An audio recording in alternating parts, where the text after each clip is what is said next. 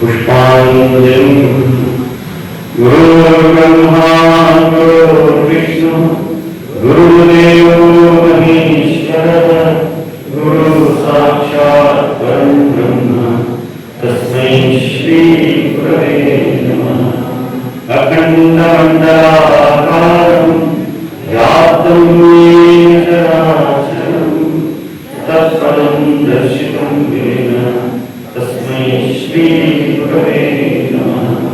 श्री ब्रह्मानन्दं परमसुखदं केवलं ज्ञानमूर्तिं विश्वातीतं गगनसदृशं तत्त्वमस्यादिलक्ष्यम् एकं नित्यं निरञ्जनं सर्वधी साक्षिभूतं भावातीतं त्रिगुणसहितं सद्गुरुं तं नमामि।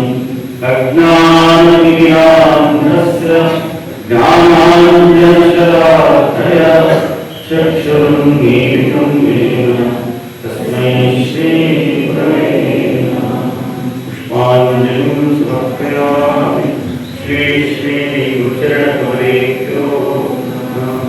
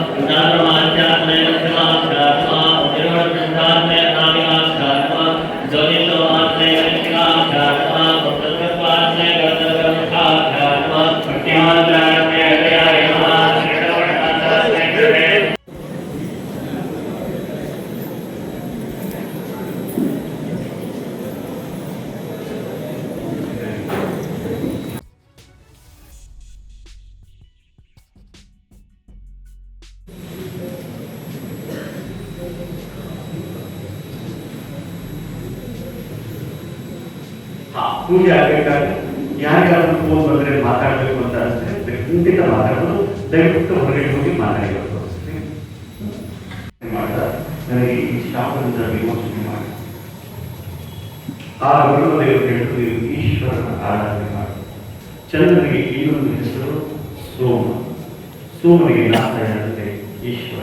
ಅದಕ್ಕೆ ಈ ಜ್ಯೋತಿರ್ಲಿಂಗದ ಹೆಸರು ಸೋಮನಾಥ ಅಥವಾ ಸೋಮೇಶ್ವರ ಜ್ಯೋತಿರ್ಲಿಂಗ. ಯಾಕೆಂದ್ರೆ ಚಂದ್ರನಿಂದ ಸ್ಥಾಪಿತ.